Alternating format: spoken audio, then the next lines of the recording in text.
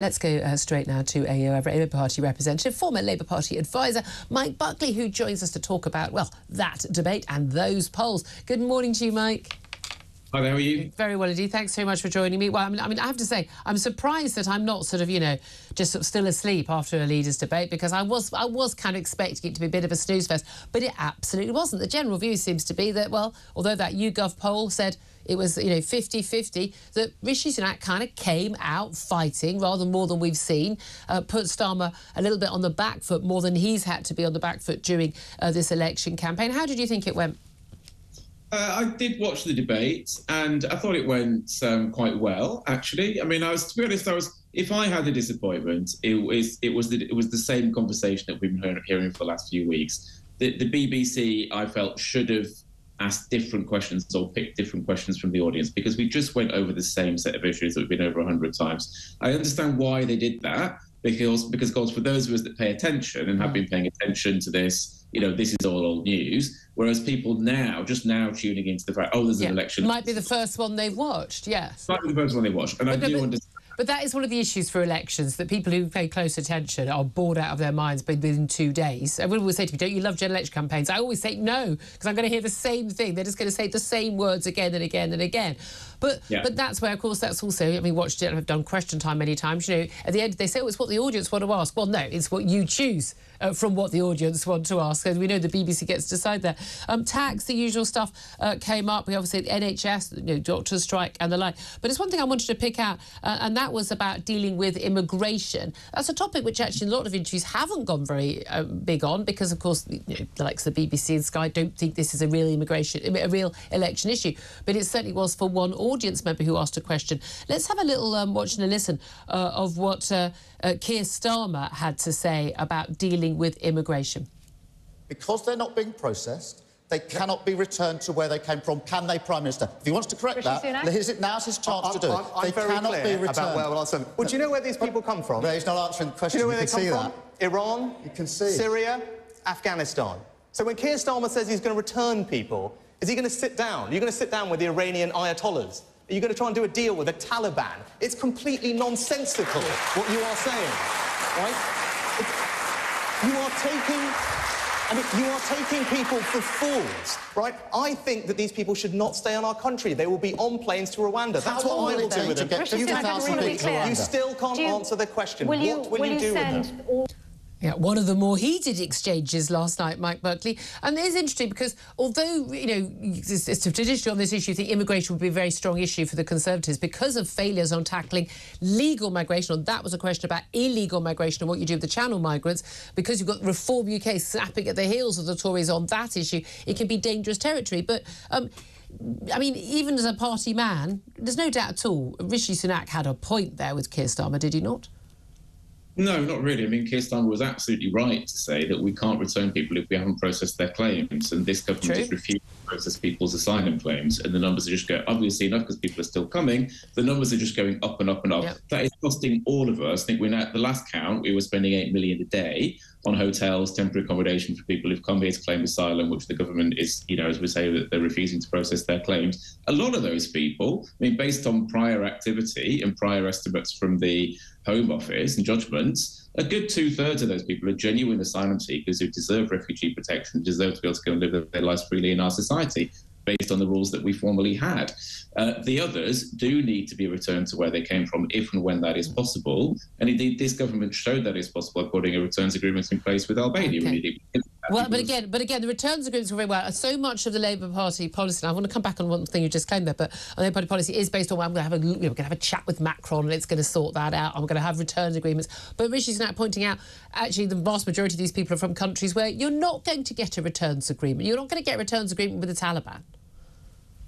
I think with some countries, it is going to be very, very difficult. And Labour. Yeah. So you're not going to get a returns agreement with probably the 3 countries from where people most claim they're from. The thing is, the current government doesn't have a solution to those people. I agree with you. I agree with you. But if Labour is saying we're going to... They're saying, Tories have done a dreadful job. They have. I don't think anyone thinks they haven't. But Labour doesn't have a solution either, is a fair criticism, isn't it?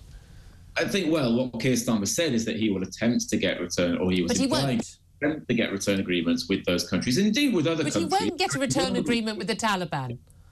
There'll be other countries where it will be feasible to get a return agreement. But this is the point. But Rishi Sunak made the point that you're talking about these specific countries where lots of people come from. And by the way, you say it's most likely that 2/3 of these people will get asylum. Actually, an awful lot of these people have already failed to get asylum in many other European countries. And actually, when we look at like the ratio of people who do get granted leave to stay here, often not asylum, just leave to stay, it is a different thing.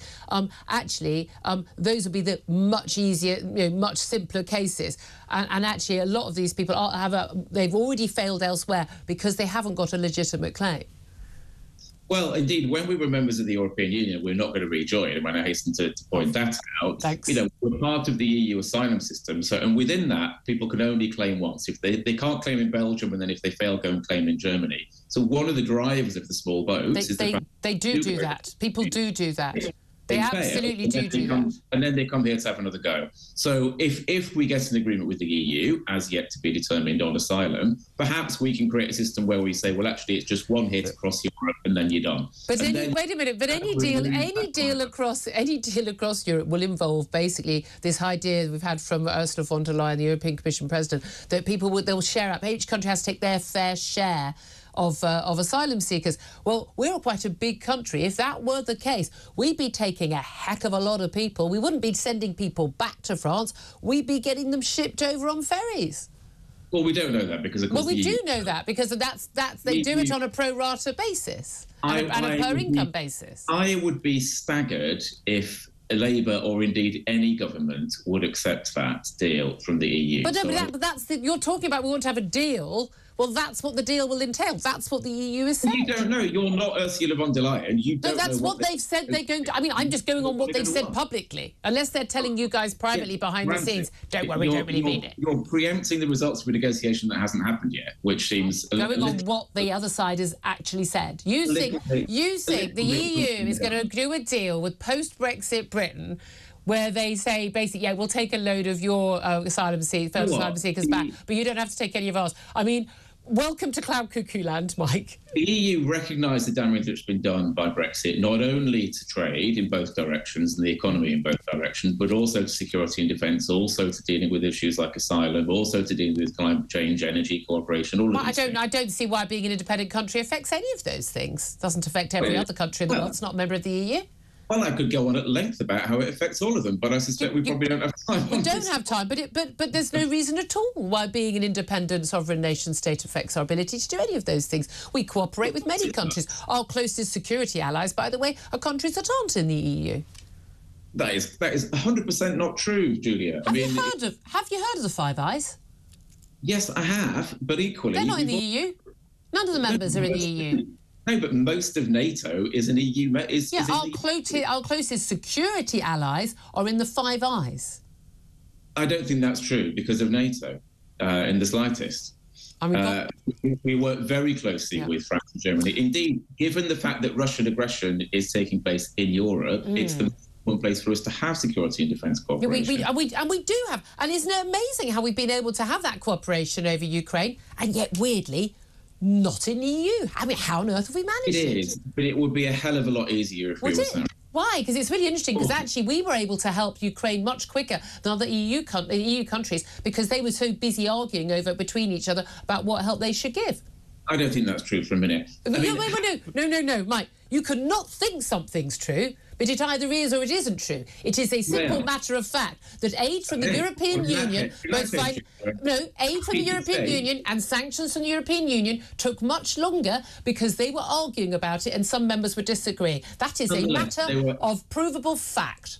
They and many EU countries independently were helping Ukraine from day one, just as we were. Oh, hold on a minute. They weren't doing it as part of the EU. That's not possible. Only the EU can do anything. And in fact, that's something of which we should be proud. You just undermined everything you just said, my love. But it is true, nonetheless, that the EU is interested in closer defence and security cooperation with the UK, and indeed an incoming Labour government, should they win next week, be interested in We the same. we never wanted not to have close dealings. That was not part of the deal. It was only the EU and Remainers who insisted, Remainers rather than Remainers. No, that's 100% not true. The EU offered defence and security cooperation. Boris Johnson said, no, thank you very much. We don't want to have it depends what it's offered in return for, isn't it? Mike, I could do this with you for an hour quite happily.